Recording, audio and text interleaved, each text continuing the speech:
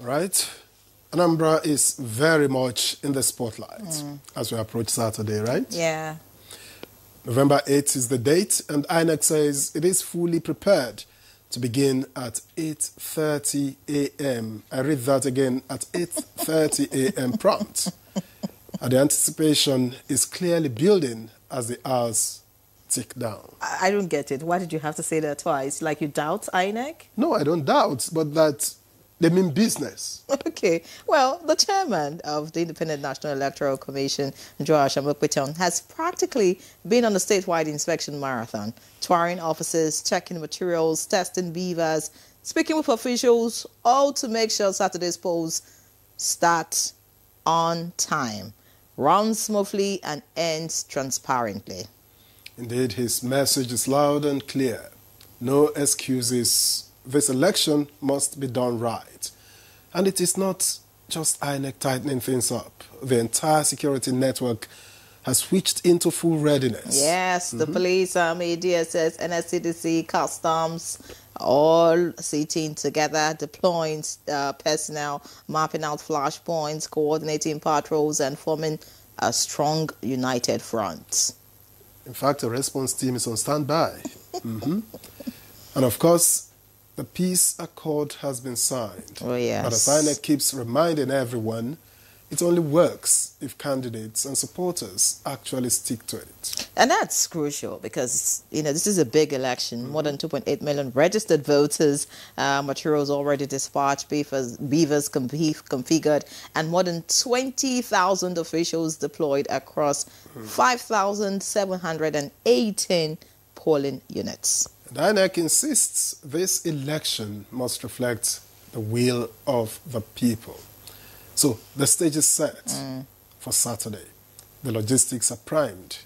The security is tightened. And the world will be watching as they decide whether Governor Chukwuma Soludo returns for another term or a new leader emerges. All eyes are on Anambra this Saturday. We will be looking at final preparations for this important election, which will set the tone for many others. Welcome to Good Morning Nigeria, the last for the week. I'm excited to have you join us this morning. I'm Henry, John, Victor. How do you feel? It's Friday. Well, I'm just happy being alive. I'm Victor, so we are live on the network service of the NTA. All right, just to watch Good Morning Nigeria live on the network service of the NTA. And as you saw in that last jingle that played, we are covering all the moments of Anambra election beginning from this evening. And this morning, we're counting down, of course, to the election, which is taking place tomorrow. NTA got you covered as far as the election coverage is concerned. And so we have our guests seated already, just to project what's likely going to happen tomorrow in Anambra State. But let's take this background report put together by Kene Ndulwe before we get into the conversation. Stay with us. The stage is set and the countdown is on. In about 24 hours, the people of Anambra State will head to the polls. Saturday, November 8th, the political fate of the state will hang in the balance as voters decide whether to give Governor Chukwuma Soludo another term or hand the leadership to a new person. With 16 contenders in the race for the top seat, the excitement and tension across the state are palpable. The Independent National Electoral Commission, INEC, has confirmed that 2,802,790 registered voters are eligible to cast their ballots across 5,718 polling units in 21 local government areas. Already, INEC has commenced distribution of sensitive materials to the 21 local government areas of the state in preparation for the polls. INEC Chairman Joash Amokweton, during an engagement with stakeholders, emphasized the Commission's commitment to a credible and peaceful election, warning against vote buying and electoral violence. He says the Commission is fully ready for the election and polls will open at 8:30 a.m. prompt. However, security had been a major concern in the build-up to the election, but the Inspector General of Police, Kayode Egbetoku, had made assurances that security is guaranteed and have confirmed deployment of 50,000 joint security personnel across the state. This robust security presence aims to maintain order and curb any form of violence or voter intimidation. As dawn breaks on Saturday, Anambra will once again take center stage and the world will be watching to see how its people shape the next chapter of their democratic story. Today on Good Morning Nigeria, guests already seated will be speaking on issues around preparations for Anambra governorship election. All right, many thanks, Ekene Ndulue, for that background report, which is set to launch us into the conversation proper. But before then, let me introduce our guests in the studio, and I begin with Professor Jibrin Jibo Ibrahim, who is a Senior Fellow, CDD West Africa. A pleasure to have you join us on Good Morning Nigeria. Thank you very much. All right, let me also welcome, also here in the studio, former Director, Voter Education and Publicity of INEC, Nick Dazang. Thank you very much for joining us. Retired but not tired. Thank you for having me. All right, also joining us for the conversation, but not right here in the studio, via Zoom from Oka, is Cynthia Umbamalu, Director, Programs, Siaga Africa. Cynthia, many thanks for joining us. Thank you, and good morning, Nigeria. All right, also joining us for the conversation all the way from Oka is the Deputy Director, Voter Education, Mrs. Paula Inwejora. Many thanks, Madam, for being our guest this morning. Good morning. Thank you for having me. All right, let's begin this conversation. Perhaps I start from Oka. Let me ask Madam Paula what the preparation is like at the moment and what's happening in Oka as we speak. Thank you very much. Your reporter has done a good job in reporting what's been going on. The reports we saw before the program started, that was really a good one. You know, in the words of our national chairman, Professor Joash Amobiton, SAN, he said that our responsibility as a commission is to do what? Our responsibility is towards the people of this nation, to give them a fair election, credible, and a reflective election that is reflective of the will of the Anambra people. And prior to this time, Hello? Can you hear me? Hello? Hello? Can you hear me? Go ahead. You can hear me? Go ahead, we can hear you. Okay. I heard you. Okay. And so from the 2nd of this month, he has been with a high delegation of his national commissioners and with the rec and directors. They came to visit Oka, visit Anambra, and do the last minute assessment of readiness. And I can tell you in his own very words, we're ready. Even in his press briefing yesterday, we're ready. INEC is ready, and we're excited at what is going on. Right now, the 13 activities in our timeline, all has been ticked and checked out. Is remaining just one activity now, which is the election proper. As of yesterday, the Thursday the 4th, the campaign ended midnight of yesterday, Thursday the 6th. And today, 7th, from 12 noon, the RAC centers will be activated. And as during the stakeholders, which held on the 4th, the National Commissioner in charge of Anambra State, Dr. Ken Okago, he has spoken extensively on our preparedness. And with the coming of our national chairman, you know, everything has been laid out there. And what is it? We have completed 12 out of the activities. Trainings have been completed. Ad hoc trainings have been completed. The sports and the dispatch of the non-sensitive materials, they have been arranged, dispatched to the local government. As I speak to you now, they've been arranged, dispatched to the local governments. And by 12 noon today, like I said, the RAC centers, registration areas centers will be activated. That is where the ad hoc staff and all the sensitive materials and non-sensitive, they will stay overnight there, and there will be refresher courses for all the ad hoc staff. It may interest you to know that whilst they are there, they are still doing refresher course, the security too is with them, and mock accreditation has been done to assess the functionality of our beavers and IRES. The system is ready, and the professionals that are in charge of this system have been deployed. Our next staff, they are all here. The RAC techs, they are all here, ready for the work, ready for our work. And so the commission is ready. We are ready, and like you know, the beavers, about 6,879 beavers have been configured for the pooling units, 578 pooling units. It's ready to function. And we have a backup of 970. Within the 578, we'll have 183 for split units and 978 backup devices for these beavers. Then, like I said earlier, mock accreditation has been done. And the final deployment of men and material is already done. Finally, of the logistics.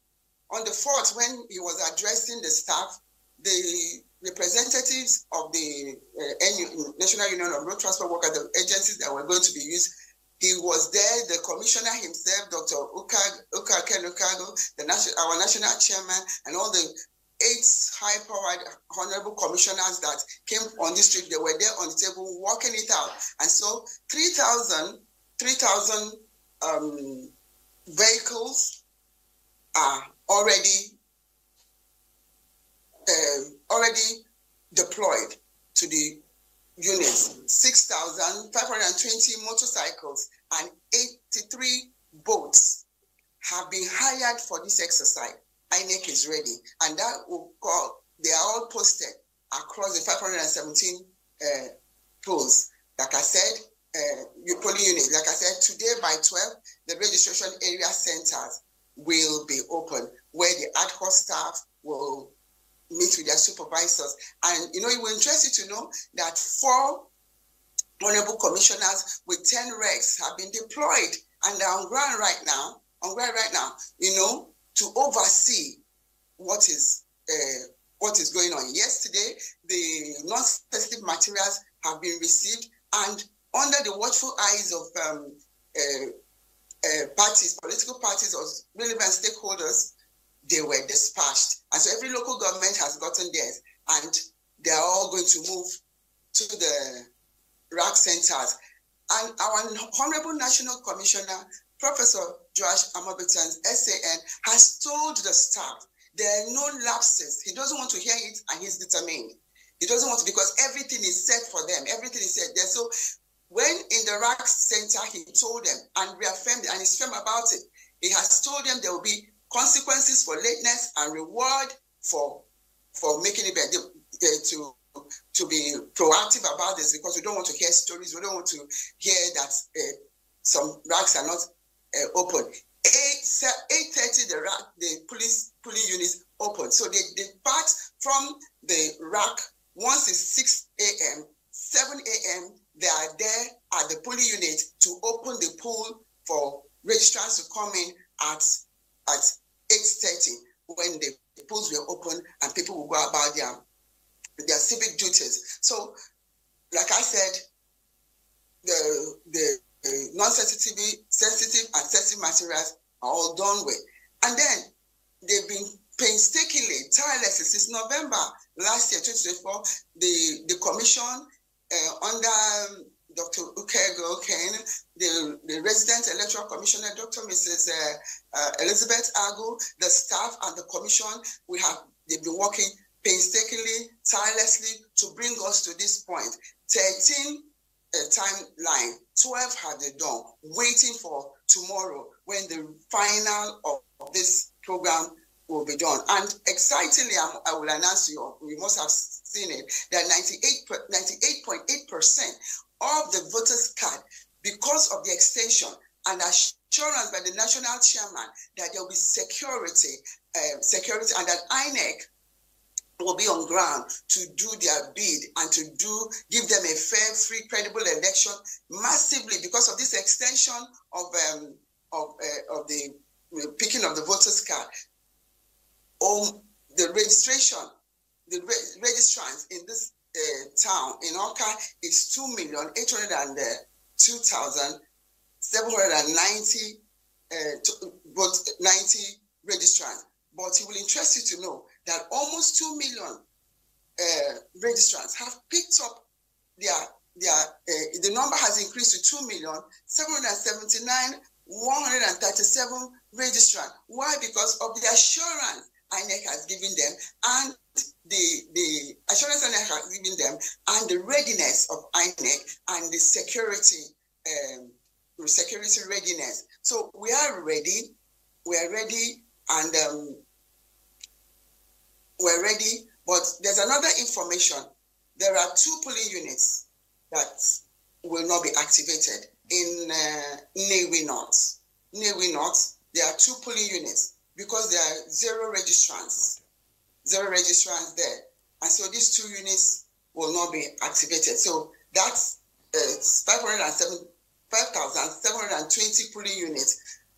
What will take place is polling units of 5,718 will be activated. All right, many thanks, Madam Paula, for that detailed explanation of the preparation of INEC towards Saturday's election.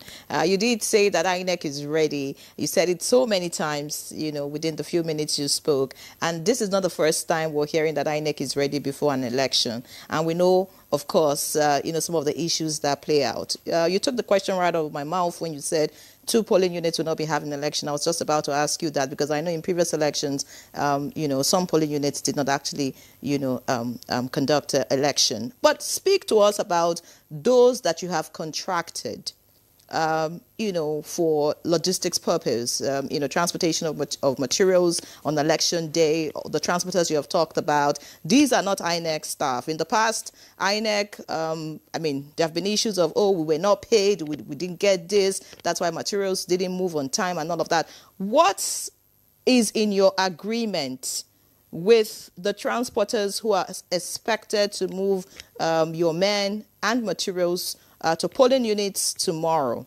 Have they been paid, to some point? Have they been told that if they fail, something is going to happen, or there'll be, repercussions for, not meeting up with the deadline that you have set, which is 8:30? We want to know all of that because, Nigerians are tired of hearing that, it is those who have been contracted that failed INEC. Yeah, exactly. Thank you for that. I was in that meeting when the national commissioner, the national chairman, and the national commissioner in charge of Anambra State, and all the 8 national commissioners called out the men. There is a memorandum. There is an agreement. There is a signing. They met with all the electoral officers with the numbers of vehicles they will supply. And our chairman, our new chairman, is a lawyer, is a son. So he made it clear to them that there will be fallout with us and them if they don't deliver. And of course, they are paid. Part of the money will be paid to them. And so they even gave us the names of the vehicle, the numbers of the vehicles that they are going to bring. So they know there is an agreement. An agreement. Okay, fantastic. Great. Many thanks, Madam Paula. Let's get to Cynthia, who is with you in Awka too, but of course in a different location at this time. Cynthia, I would like you to tell us what you can see in Anambra, or where you are. You have, your members, or, if you like, your colleagues spread across the different parts of Anambra State. Tell us what the situation is at this time. Does it look like Anambra is ready for an election tomorrow? Or you feel that there's tension? Or you think, we're just likely going to see people moving about their business tomorrow and not election proper? Thank you, and good morning. And good morning to Madam Paula. It was nice listening to her. I think, honestly, it's not really a tense atmosphere. In fact, if you were here days ago, you wouldn't even know there would be elections. If you go around to some of the communities, every business is going on as usual. You don't have as much political tension that you would see ordinarily in some state governorship elections. But I mean, that could mean several different things also. But maybe I would look at it from different perspectives. One, from the part of the Electoral Commission, which is the main elections management bodies, and then I'll also look at citizens, the level of enthusiasm that we've seen in the field as we've gone around to different local governments. Yesterday we were at the CBN, the Central Bank of Nigeria, to observe the deployment of materials. And I would say that from what we saw yesterday, NEC officials, party agents, the leadership of the commission, observers, media were all present there to observe the process.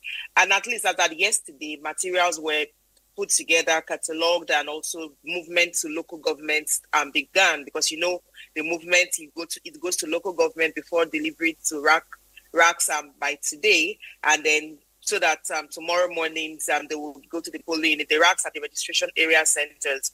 And so today we'll be going out to the local government to also observe deployments to racks to see how that is going. One way to ascertain if elections will commence on time is if materials get to their racks by the eve of election. So we'll be observing that. So I would say from the commissions, from what we observed yesterday, there is some level of preparation already for the elections. Things seem to look good at this point, but if you work on elections, until elections day, you can't really say, you can't really speak to how well the preparations work. But for now, we can see the commission's commitment to ensure that sensitive and non-sensitive materials get to their locations in time and ready for deployment on elections morning. However, I do believe that for us, the bigger question, when you talk about the atmosphere in the state, that there seems to be very little voter enthusiasm for these elections. You talk to some people in some local government, for some of them, they'll tell you, oh, they don't want to vote. And you ask them why, they'll tell you, oh, they already know what the outcome would be, so why vote? There are those that still supposedly have not healed from the last elections where they felt their votes did not count. And so for them, they don't think the system would work for them. You also have younger people who are questioning the whole idea of why do we even need to go for elections? Is the same governance has not delivered. They still have issues in some communities where they don't have good road networks, where they still struggle with things like unemployment and major challenges in the state. And so, can you hear me? Yeah. Yes. And so there is that side. And I think these are factors contributing to the level of, to the low voter enthusiasm that you would see. We did some voter outreach in some of the markets and all. It's still the same question, still the same conversation. But you have a category of voters who will tell you, I will still come out to vote regardless. And I think for us, this last day, this eve of the elections, is to push out as much voter education. And for anyone in Anambra listening, this is actually a passionate call that democracy works when the people engage. And democracy is about the people. So elections is one way to choose our leaders, or the only way at this moment to choose our leaders. And so voters, as long as you've collected your permanent voters card, come out and vote in this process. But I think for me, the bigger question is on the Electoral Commission and the security agencies. And I say this because at Yaga Africa, we identified 3 major tests for these elections, which we believe would be a good way to inspire confidence in subsequent elections. Because the reason we have a decline in trust is because there have been faults and challenges in the processes that have affected the level of confidence in the electoral process. And for us, the key one is efficiency test. And I'm glad when I listen to Madam Paula talk about the planning going on for logistics management. For us, efficiency test is about INEC's preparedness and readiness to ensure effective logistics management, that commencement of polls will be in due time. In 3 previous elections, what we've seen is a pattern of late opening of polls in Anambra. In fact, in the general elections also, you also see that Anambra is one of the states that records low opening of polls. We've had consistently, as at 7:30 a.m. in the last elections, barely 70% of polling units were open. Why we track opening at 7:30 is because that is how you will know if voting will begin at 8:30. Because normally materials and personnel are meant to arrive on time, they clean up, and then they start the setup process. Setup happens, and then by 8:30, accreditation and voting ought to commence. And so if our data from 3 previous elections have shown that consistently we've had between 17%, less than 20% opening of polls at 7:30. And then by the time you look further, in fact, at the last elections, by 10:30 a.m., which is 2 hours after voting must have commenced, only about 50% of polling units had commenced the process by 10:30 a.m.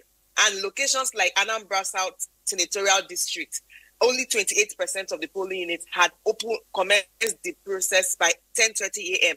And as late as 12 noon, we still had over 20% of polling units yet to commence the process. This is the last 2021 governorship elections. And so for us, efficiency test is key because we need to see a different story for these elections. And that includes, 1, early opening of polls and early commencement of the process across board. I do believe that would inspire confidence with respect to INEC's readiness and preparedness for these elections. And that would tell a different story for our elections. We can't keep having these perennial challenges of late commencement of polls. And the other part of that is that every polling unit should be properly served with the materials that they need. I think it's important that we understand that if some polling units start and voters are waiting and the materials are not complete, it creates tension and also affects how citizens trust the process. We've seen this in previous elections here.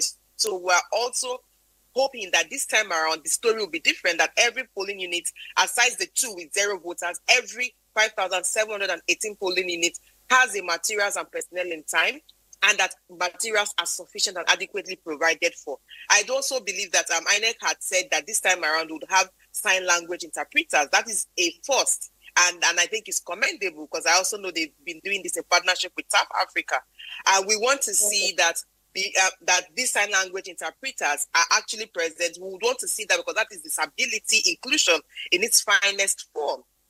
But also in addition to that, the assistive materials like the Braille ballot guide, the magnifying glasses that is provided for persons with visual impairment or persons with albinism, that they are available so that these voters can also cast their vote without stress. The second test for us is the integrity test. And integrity is key because every election, the legitimacy of outcomes and how citizens accept the process is based on if they believe that the process was actually one that met the integrity test or was credible and transparent. And for us, the key issue here is the deployment and usage of the bimodal voter accreditation system, the BVAS, and the INEX Result Viewing Portal, IREV.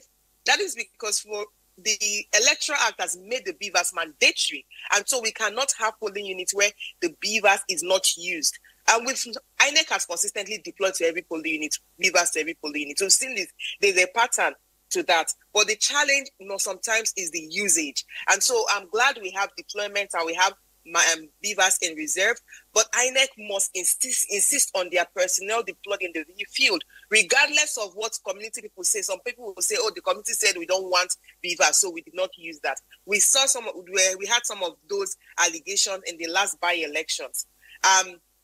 Is to insist that the BVAS is used throughout the process at every polling unit and the BVAS functions optimally.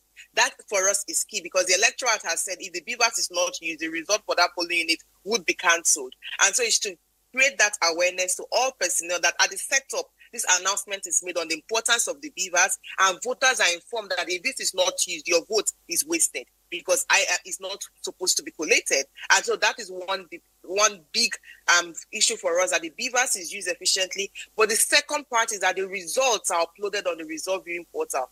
And the BVAS ordinarily is meant to be used to take the picture of the result from sheet from EC8A at the polling unit and upload it on the result viewing portal. And we believe that if this is done, it is one way to enhance transparency in the process. While we push for electoral reform for compulsory electronic transmission of results, we believe that this system as it is now can also help voters follow the result from polling unit to the final declaration. And results at the polling are usually in their purest form, because most times voters are present to count and observe the process. Media and party agents and observers most times are more present at the polling unit than at the collation centers. And so this is key for us. And I think the third and the last test for us is the impartiality test. For us, it's very important.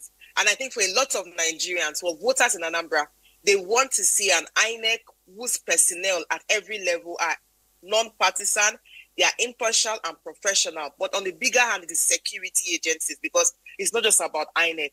We want a security agency or a security architecture for this election that is truly professional and impartial in their deployment. How they deploy to different senatorial districts and different polling units is important. We do not want a deployment that is intended to create fear or cause intimidation to opposition, for instance. We want a deployment that is seen to be working for the safety and security of all parties, of all voters, and all stakeholders in the elections. This also includes at the level of coalition. If you remember Edo, one thing we had seen was how even the security became partisan in how they deployed in for the coalition and how they interfered with the coalition process. We do believe that security's role is to provide security and ensure the process is secured, not to interfere with the process or interfere with the work of the Electoral Commission. This includes our deployment. In the morning, we've had instances. Can you hear me? Cynthia, thank you. Thank you very much. I wanted you to land on your third point, and which you have done. We'll get back to you in the course of this conversation. We'll just take that on board and be able to interact with those of them here in the studio. Those are guests here in the studio. Let me get to Prof very quickly. Now, from your observation, you've listened to those in Oka, those on ground in Oka, Cynthia and Madam Paula. How significant is the Anambra election, taking into account the timing, the new national chairman, whose first test this is, among other things? How significant is this for the state and for the country? I think it's a very significant election. Anambra historically was the one that created this off-season election cycles that has now become generalized in the country. And I think the fact that you have a new INEC chairman that's coming with a lot of enthusiasm and determination, for me, it's a very good sign, because you do need enthusiasm and determination to make elections. Elections in this country are not easy at all, because all sorts of problems arise that may not be directly under the control of the electoral body itself. I think it's an important election also because of what's happening in the Nigerian party system. There are lots of changes happening. There's a lot of movement from different parties to the ruling party. And in Anambra, you have a very large number of contestants. And the key contestants all have a belief that this is an opportunity for them to get into power. So I think in that sense it's a very important election in terms of Nigeria's larger political dynamics that's going on. And people will want to see that these elections have credibility and are done in such a way as to reassure people that the concentration of politicians in one party does not mean other parties are excluded from a level playing ground in terms of the race itself. So that's another important issue. I think at the end of the day, the question of logistics will be very important. All our elections have been characterized by logistical challenges. A lot of people have been asking, why is it that in all countries in the world they are able to improve significantly on logistics and we are not able to do that? When will that code be cracked so that we can solve problems that emerge? So all eyes will be on Anambra. Are they going to be able to address that issue? I feel the question of security is also extremely important. Cynthia has spoken about that, the importance of their neutrality in the conduct of the elections. I must say that over the past few years, we have seen significant improvement in terms of the non-partisanship of security agencies, and the hope is that that improvement will be sustained and improved over the elections. I think so far the indicators we are seeing are quite positive, and I believe this election will show that we are capable of improving our systems. Prof, you say the indicators are positive, but there's a CDD report that was released, before this election that talked about some issues, that raised some, questions about the Anambra election. Could you share that with us? Well, the CDD report draws attention to certain key issues. One key issue is the use of money. One of the significant problems we have had in our electoral culture and the ecology of elections is the question of selling and buying votes. And for us in CDD, we believe very strongly that if you buy or sell votes, you make nonsense of the elections, because the elections are a statement by citizens that these are the people I want to exercise power in this state, in this community. And if that is falsified through a commercialization process, then it defeats the whole purpose of the elections.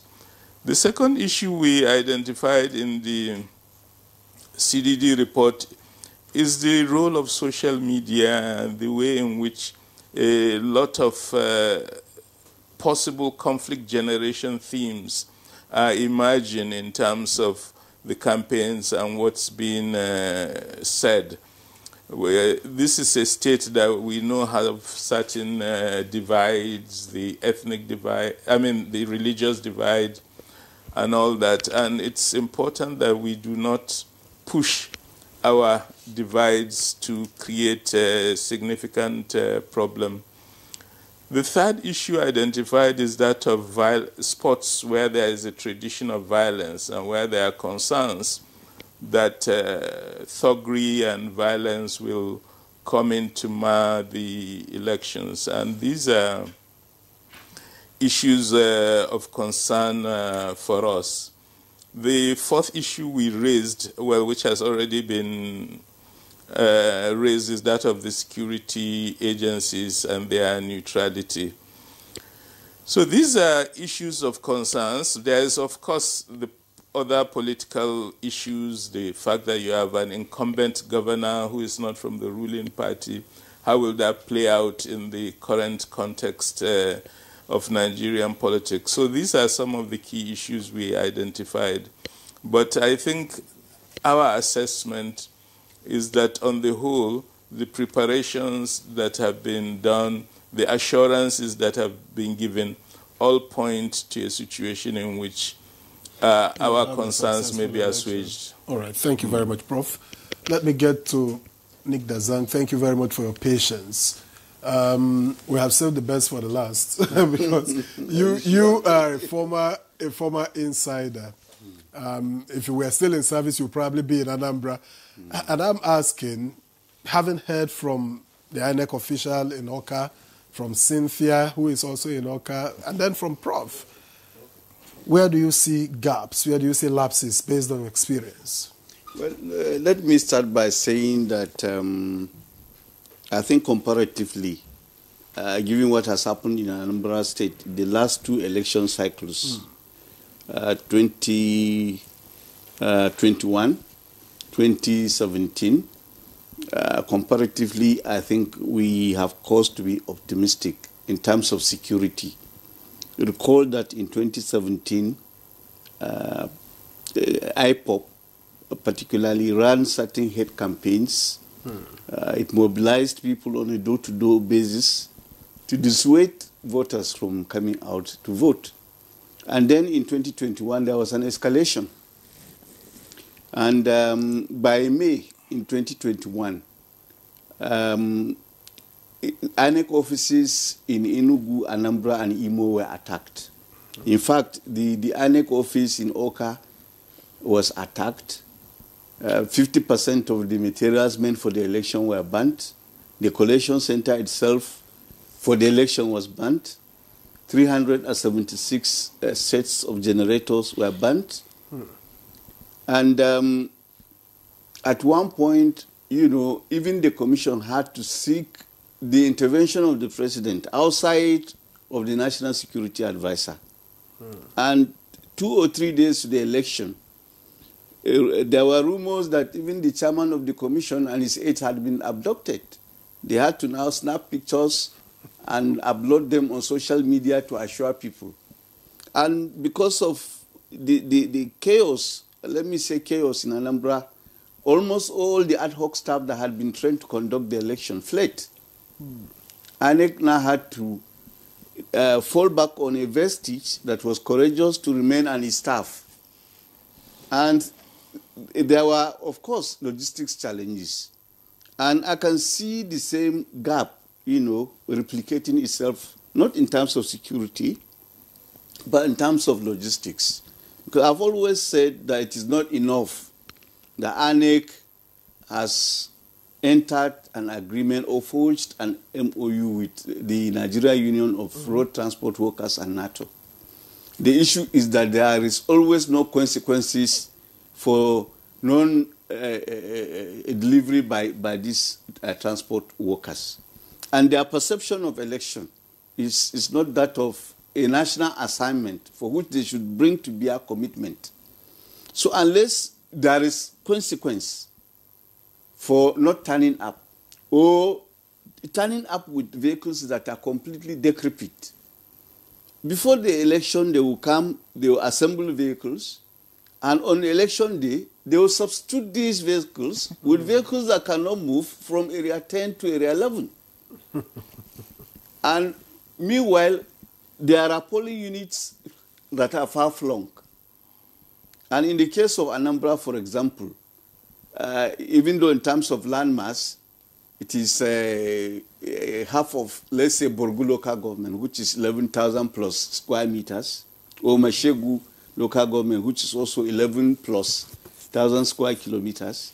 Anambra is a mere 4,480 square meters.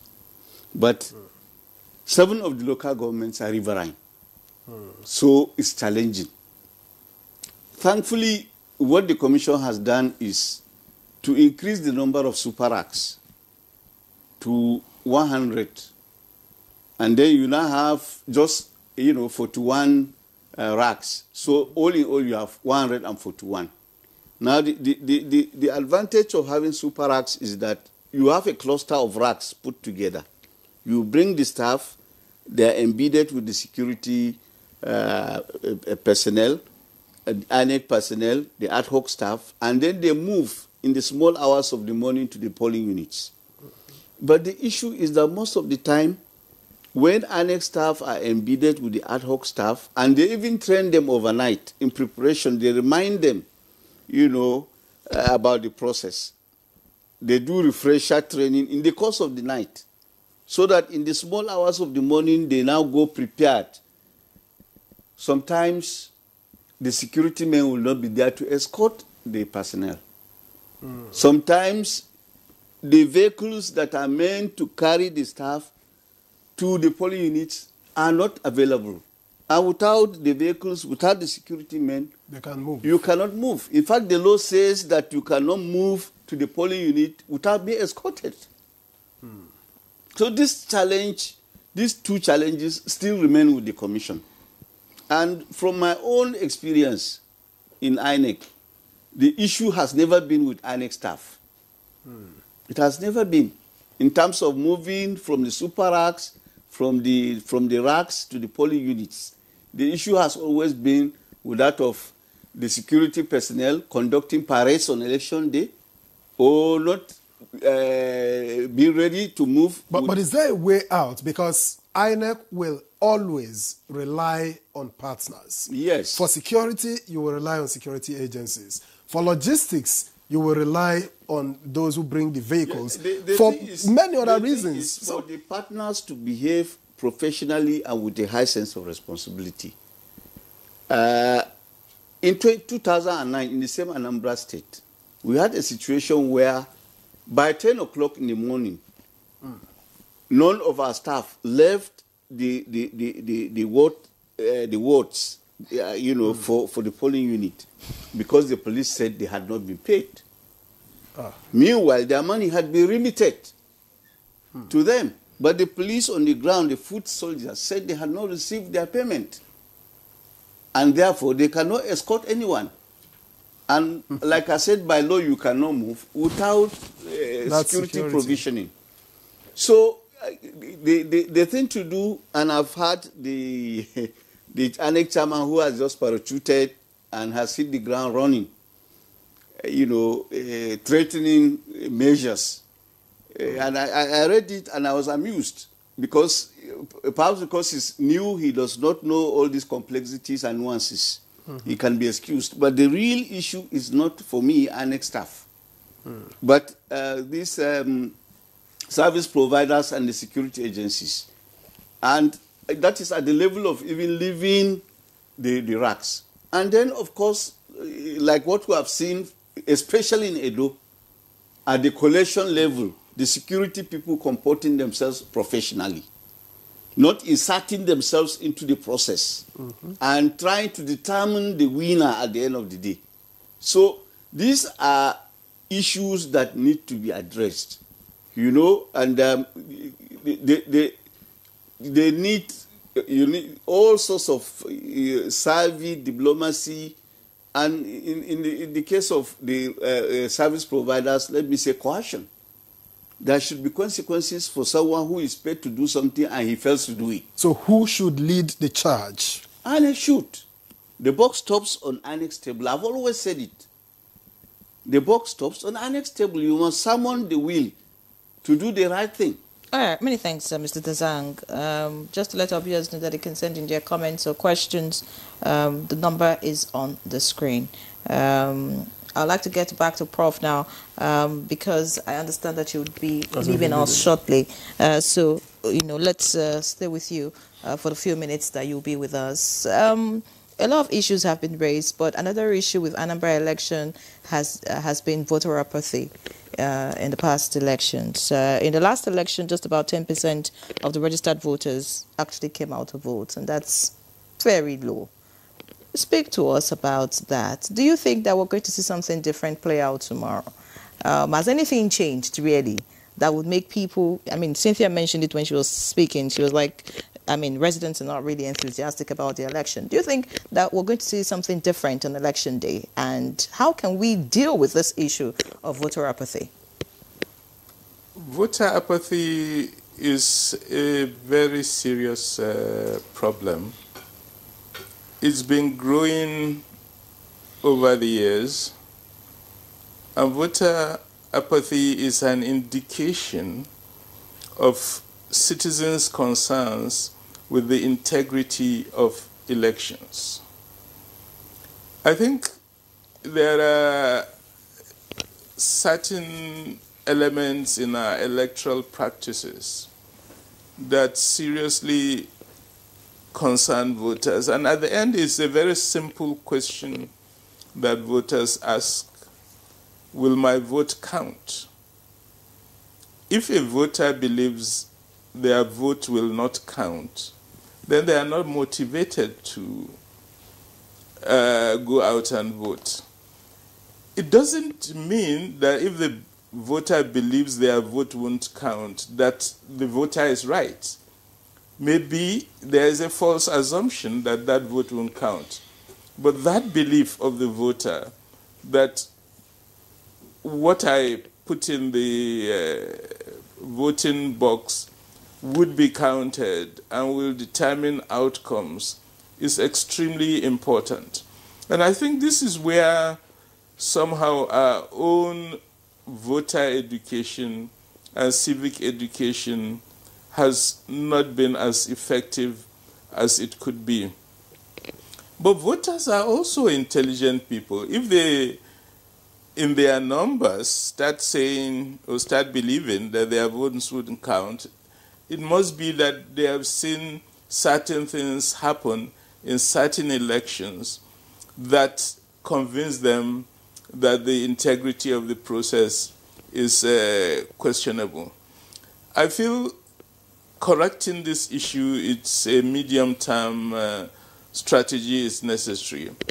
And the first element of that medium-term strategy is to make sure the elections are free, fair, and that their credibility is obvious to everybody watching. Once you do that, then the belief that that I can make a difference comes back to citizens. But I think the other issue is apathy is a defeatist approach to elections, because you as a citizen, you have the base of democracy in any political system. And therefore, the correct attitude for citizens is to say, I as a citizen will make sure that my vote counts. So you convince your community, you convince your party members, let's all go and vote. When we vote, let's not go back home. Let's stay there to make sure things are followed. Then at the end of the voting, you stay there to make sure it's counted correctly, it's announced, the results are displayed as they are supposed to be, and all that. If you engage on that path of active citizenship, then you start changing the dynamics to ensure that although there are historically been problems, citizens themselves can be part of the solution in terms of changing the dynamics towards a more positive approach.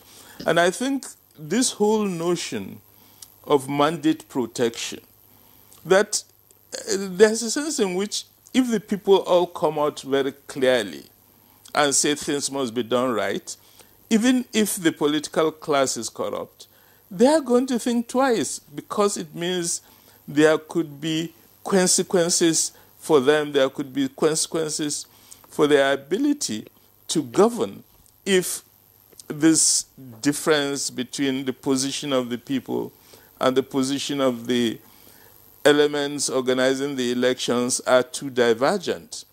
So my sense is that what we have lacked in terms of our electoral culture is this civic education that citizens must become more active, more conscious, and for them to be active and conscious, they must also be knowledgeable about the electoral process so they know what procedure is right and what procedure is wrong. I think it was mentioned earlier, for example, that in some places people will come and say, no, we don't need to use beavers.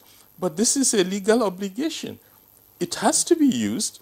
It is part of the integrity tests of the electoral system, and therefore the citizen must be assertive that these procedures that are backed by law must be kept too strictly to ensure that everybody has confidence and that things are done correctly.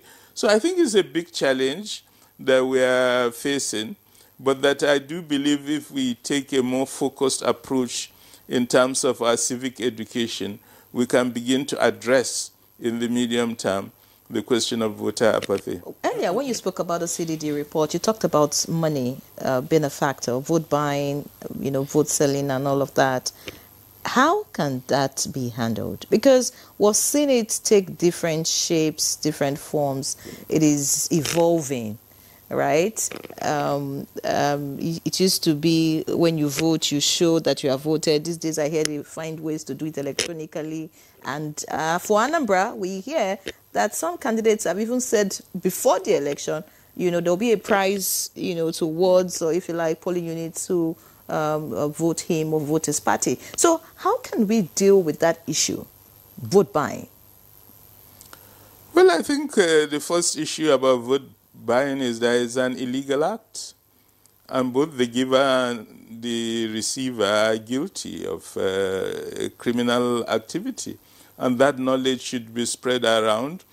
Secondly, that knowledge is not useful if the security agencies do not do their job in terms of arresting those engaged, because what we've noticed is that these things are done openly. So it's not some big secret.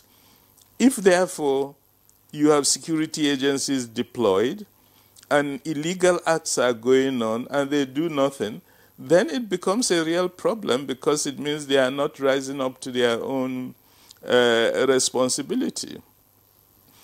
But, to come back to the point I was making about civic education, vote buying and selling is an indication that people believe their vote will not count. So this is what in political science we call the theory of the rational voter. The voter is an intelligent person.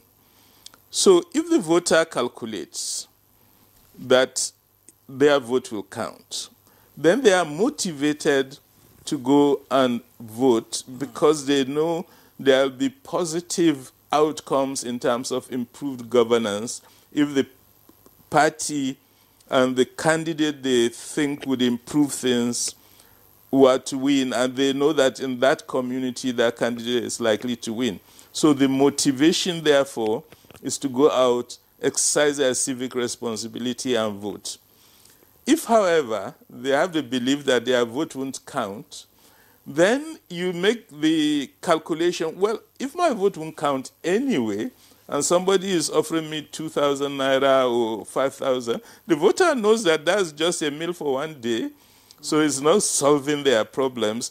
But they then calculate that if this is the best I can get, let me get that so that at least I haven't wasted my day. So these are some of the issues we have not addressed in this country.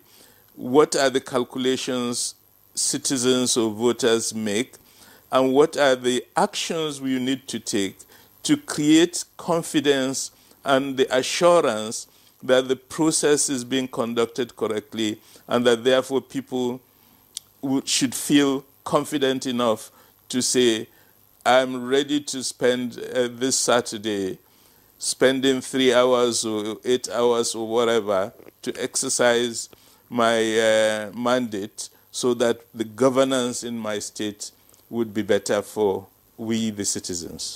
All right, Professor Jibrin Jibo Ibrahim of the CDD West Africa, well, thank you very much for your time. Thank you. As we understand, you have to be somewhere else after this time. Absolutely. Thank you very much always for coming when we invite you. We'll pause here for a break, and when we return, the conversation continues, perhaps from Oka. Please don't go away.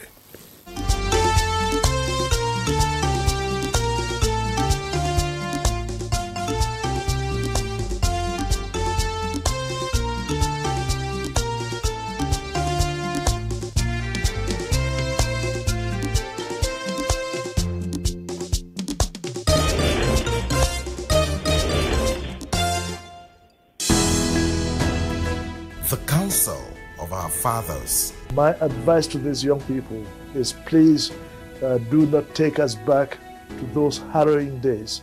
You probably do not know what it is. Nigerian youths, let's build our nation together.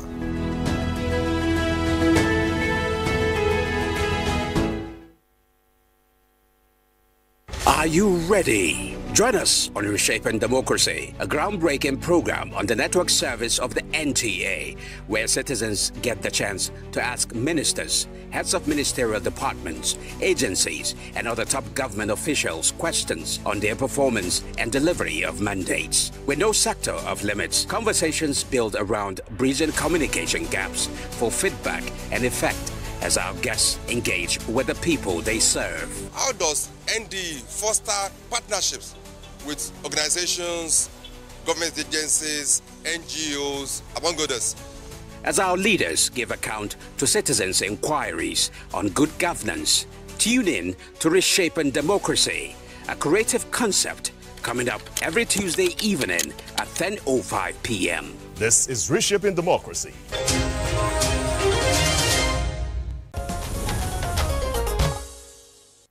All right, many thanks for staying with us. Of course, if you've just joined us, this is Good Morning Nigeria on the network service of the NTA. And we've been discussing preparations for tomorrow's Anambra governorship election. Now, let me head back to Oka, where we have Madam Paula Iwenjora of INEC. And I'd like to ask, you've talked a lot about readiness. You've talked a lot about the plans to open at 8:30. And of course, the national chairman going around and giving assurances with the stick and carrot approach.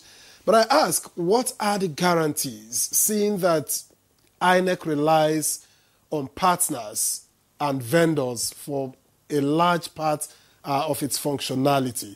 What are the guarantees that at 8:30 polls will open, for instance? What are the guarantees that beavers will function without delay when the voting begins? Thank you very much. I heard all that the other participants are saying, yes, we work with partners, but I want to assure you, I have this confidence that with the new man who is, he made sure, he told them that there's going to be sanction, like the former voters education and publicity man has said. This time around, he told them there's going to be sanction, there's going to be consequences for not coming, or we'll pay you, you don't bring your vehicle, or you abandon us on that day. There are going to be consequences. So we know that most of this time it's been lip service. We say we don't arrest, we say we don't do anything, but not now, because somebody who is a son is on top of the matter. And so we're very hopeful. And there's something about this new sheriff. There's an atmosphere of confidence that we all have. Of course, don't forget the principle of one bad apple. He mentioned it. And any staff found compromising has gotten himself in a big mess. And so when laws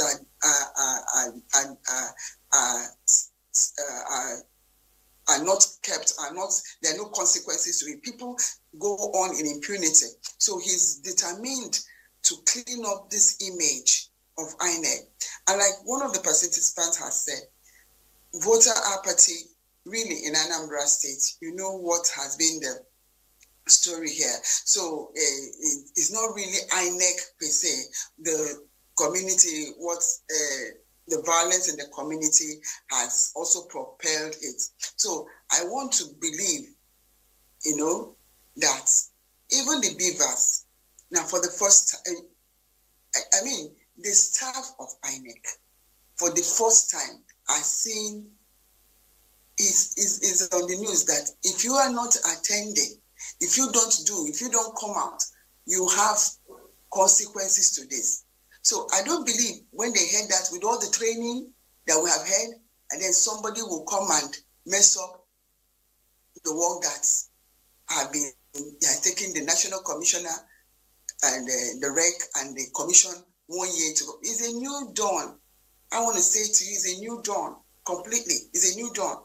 So the capacity training, building of the staff, it has been on and on, just ended on Wednesday. So everybody is on their toe. Everybody knows what is coming. he made it clear, the local government that will set us back, you have questions to answer. And so some of the electoral officers were running. What about the parade? The police knows how to do parade. I said, that one has ended. They've settled it. No parade on election day. No parade on election day. So that one is not going to happen. So that they will set out on time. So I don't know how else to explain it, but I believe that is a new season, a new dawn for INEC. Well, the prof talked about voter education, which is key. And if you heard the speech of a national chairman, yeah, you say he may be enthusiastic. He's a Nigerian that has been following the situation of this country. He's a Nigerian. He's not only enthusiastic or that no, he's passionate. He's a Nigerian. He has seen the lapses over the years in the commission with our partners, with the staff, or with the populace. He has seen it. And so he has brainstormed it. Voter apathy. He has told us that we will go, it's no more status quo. You will go back with that civic education that we're leaving for others to do. We will get back to the primary, from primary to secondary to tertiary institute. We must clean up. We must educate others. We must tell them that we can have, even when it's knowledge, just like Professor Jubril said, it's knowledge. When you are convinced and convinced. For example, one of the mornings, I took a cab to the hotel, and I asked the guy, "Are you ready for voting? How are you getting ready for Saturday?" And he said, "What you consign?" I said, "What do you mean by that? A young man." I said, "What do you mean by that?" I said, he doesn't know where I work. He said they've already chosen who they will be president, who will be their governor. I said, "Who chose?" They've not even know. I said, I said, "Now, you're a young man. You're a youth. So do you think," I said, and I'll give him an example. I said, I'm from the eastern part. I say, in your clan, or what they call Umona, in your clan, okay, somebody does something wrong. And so because of it, we won't come out for your family meeting, your family village to say your own. Because of one man or something that happened before, so you go back, you see when your clan, your kindred are making a decision. I said, no, if you stay back, that means you have failed. You need to come out and speak your mind again. As you keep coming out and speak your mind, the other people will follow you. I said, so you should not stay back. INEC has a lot of work to do, yes. But also the people, the registrars also have a lot of education to be given to and understanding. When things go wrong, we don't sit back. We voice we speak our mind. And that's as the Yaga lady was talking, I was noting at some things. And some of these things we've been discussing in the office.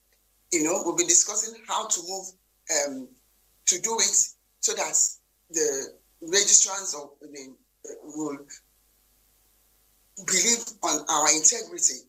The beavers are there, configured. The professionals that are there, they will attend to it.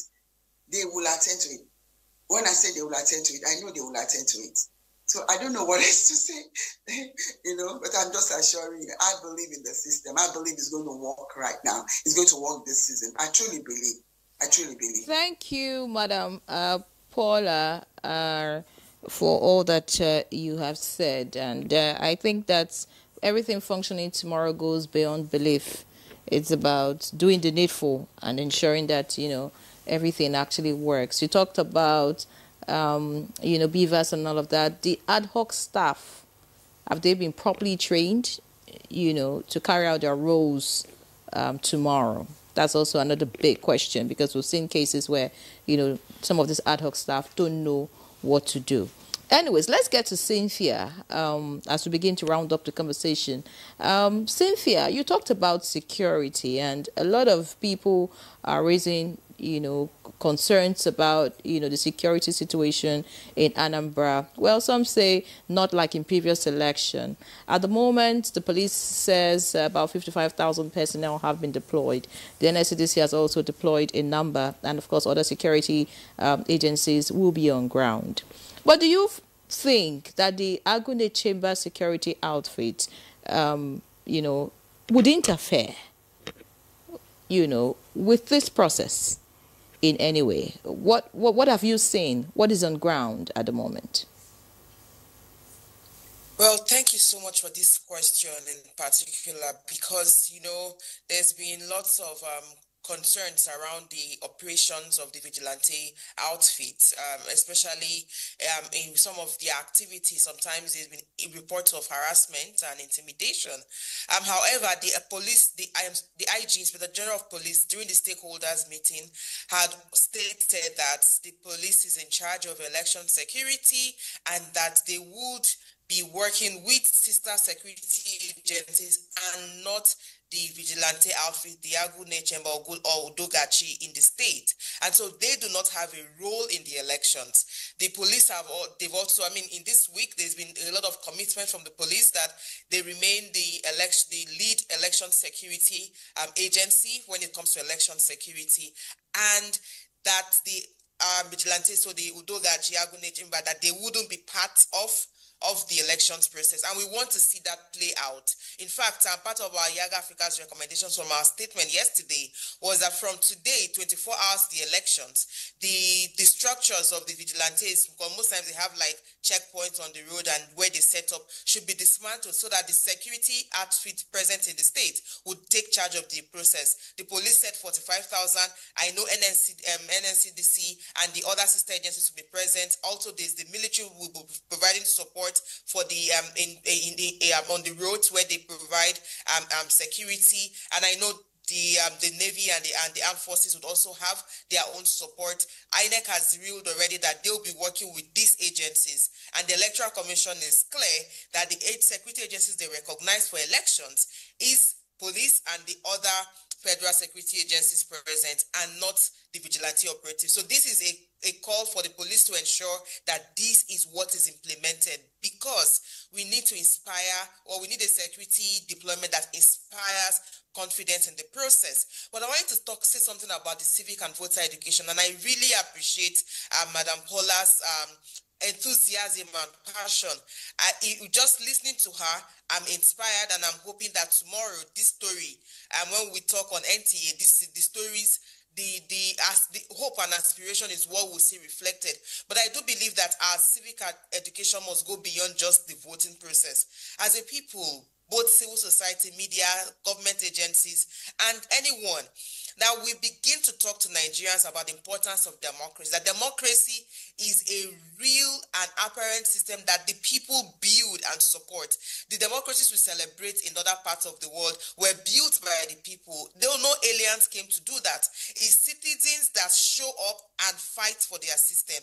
And one way to fight for your system is through the electoral process. Elections is one way. So coming out to vote is what determines if you're willing to choose the leaders that will lead you in the way that meets your needs as a people.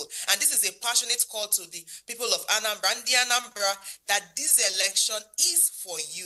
Coming out to vote is important, because at the end of the day, if only 10 people show up to vote, result to be declared. And so you have to come out and make your voices heard through the ballot. That is one. Secondly, when we say that system votes have already been decided, election, that's not how it works. Why? Because with things like the BVAS and the IREV, actually, you can actually follow the votes now. And if you say votes are not counting, then why are politicians buying votes? Because if votes were not counting, monies will not come to the polling units. I think voters need to understand that votes are counting now, but the votes that are counted are the votes that are bought or purchased. And so we need to change how we engage the system. System works when if people want to even manipulate the process, but if you're out there in your number, it's difficult for anyone to manipulate, because then you can provide oversight and that vigilance on the process. And so for me, it's always a call, especially to Nigerians, to younger people, that the process is yours. The funds spent on elections is spent because of you, the people.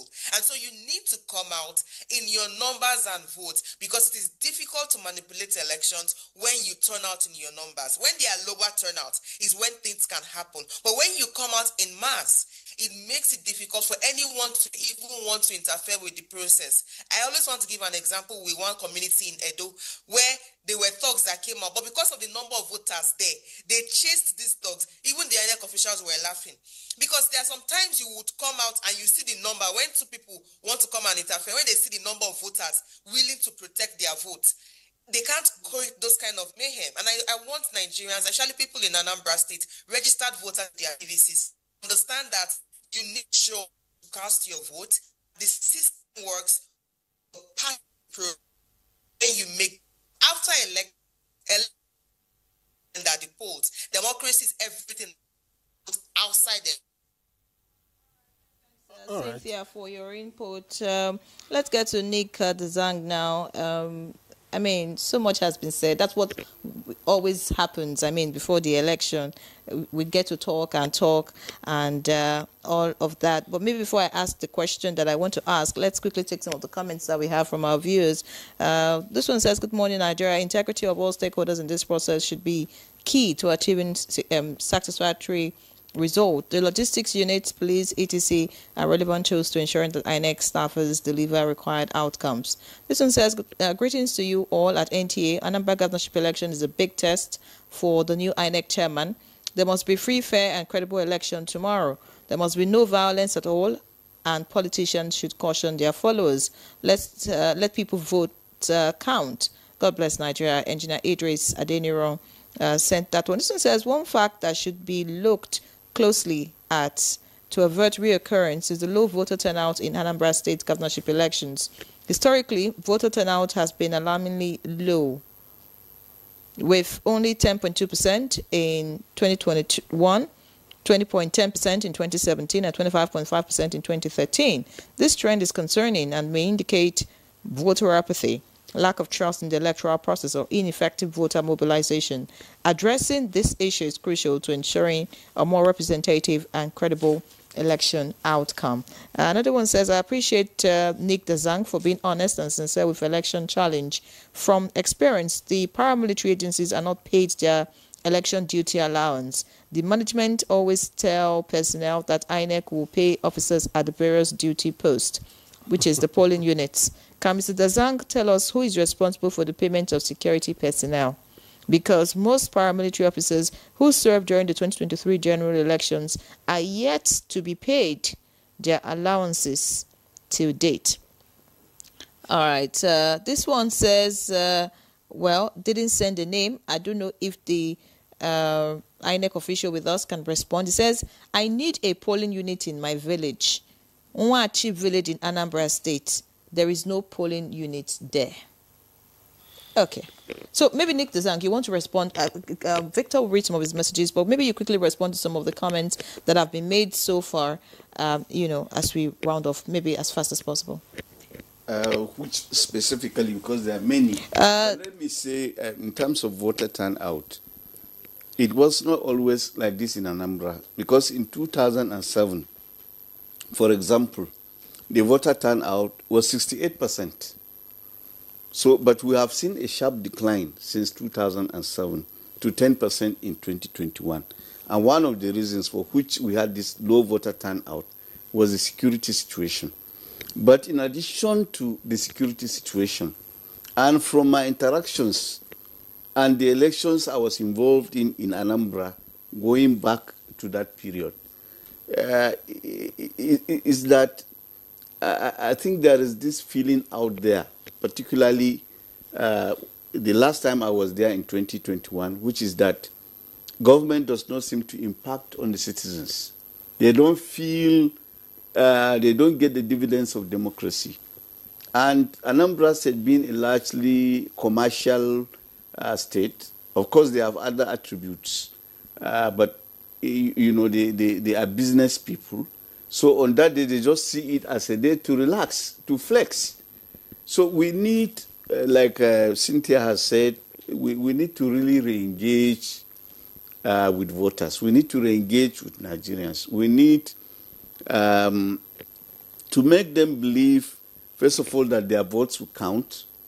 And INEC also needs to carry itself in such a fashion that these votes count, thereby earning the confidence of voters And then we need also to engage with the political class. Let the politicians appreciate that even in their own self-enlightened interest, that the democracy project can only work if you deliver dividends to Nigerians.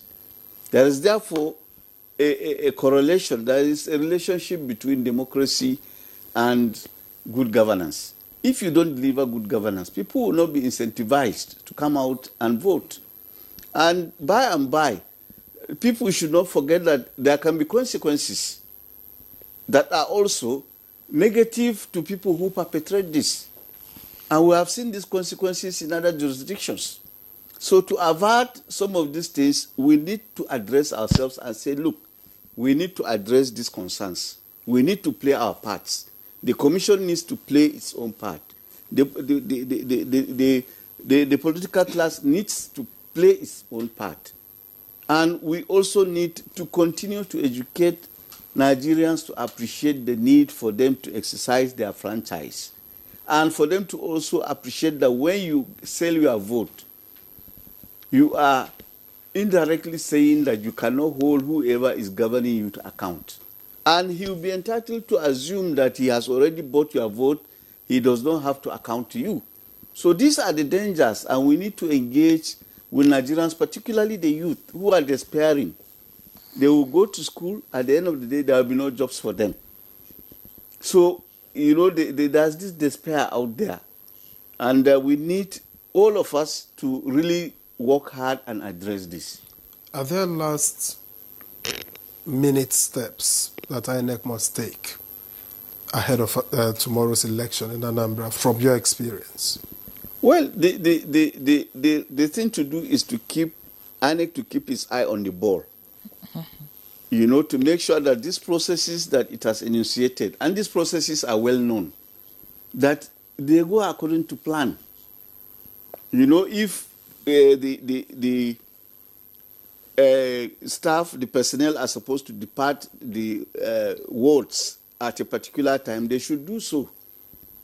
And make sure that if there are issues with allowances meant for the security personnel, that they are also paid in lieu of, or part of it is paid in lieu of their departing for election duty. So that we don't have a situation where at the end of the day people are complaining that they conducted election about 2 years after, previously, and up to now they have not been paid. All right. And these monies have been budgeted, they have been appropriated, they have been disbursed for these elections. Okay. Many thanks, Nick. We need to round off. Madam Paula, I would like to hear your final words as we round off the conversation. What are the assurances to Nigerians? Yes, if your vote doesn't count, why are they being bought? So we have to wise up. Let the citizens wise up. Let the registrants wise up. And I want to tell you, there is a new sheriff in town. We're going to get it right. Just believe that. You say you don't believe the processes. There are things now that's going to be happening. You will see. And like my national chairman says, he says, if the people themselves will engage, even as we're engaging, to do the right things, it will all happen. We'll all have a better election and a good democracy. Thank you. Many thanks, Madam Paula. Cynthia, in 30 seconds, please. All right. Looks like we've lost connection with Cynthia there, but many thanks to Deputy Director, Voter Education, Mrs. Paula Inwenjora, for joining us, and we hope that all that you have said, we get to see it in reality tomorrow. Cynthia Mabalu, Director, Programs, Yaga Africa, thank you for being a part of the conversation. Nick Dazang, former Director of Voter Education and Publicity at INEC, thank you once again. We know you'll be with us tomorrow, of course, as we continue the conversation. Just to let you know that our studios will be open from this evening, Anambra decides, and of course it continues till tomorrow until the results are declared. Me and Ray John, leave it on the NTA. Victor, this is my name. We'll see you again on Monday.